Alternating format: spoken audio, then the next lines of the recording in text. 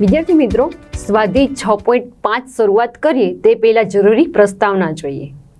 સૌપ્રથમ આપણે વાત કરીએ કાટકોણ ત્રિકોણ વિશે, જે શબ્દથી બધા પરિચિત છીએ. કાટકોણ એટલે કે કાટખૂણો દર્શાવતો ત્રિકોણ. તો આકૃતિમાં જોઈ શકાય છે કે ABC કાટકોણ ત્રિકોણની આકૃતિ છે. કાટકોણ ત્રિકોણમાં કાટખૂણાની સામેની બાજુને કર્ણ કહેવામાં આવે છે. બી ખૂણો કાટખૂણો છે તો તેની સામેની બાજુ AC થાય છે. તો આ ત્રિકોણમાં AC કર્ણ થાય છે. બાકીની બે બાજુઓને કાટકોણ ત્રિકોણના પાયા કહેવામાં આવે છે. એટલે કે AC કર્ણ સિવાયની બાકીની બે બાજુઓ એટલે કે AB તથા BC આ બંનેને ત્રિકોણના પાયા કહેવામાં આવે છે. આકૃતિમાં બી ખૂણો છે એ કાટખૂણો છે, જે જોઈ શકાય છે કે કાટખૂણાની નિશાની વડે દર્શાવેલો છે.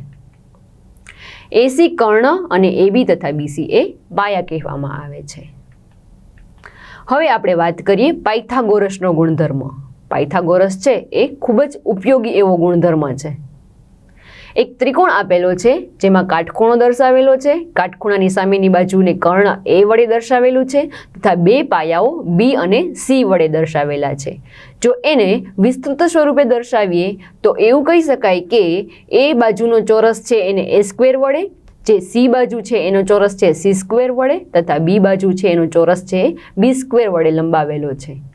તો આના પરથી એટલે કે આકૃતિ પરથી કહી શકાય કે કાટકોણ ત્રિકોણમાં કર્ણ પરનો ચોરસ એ બાકીની બે બાજુઓ પરના ચોરસનો સરવાળો હોય છે.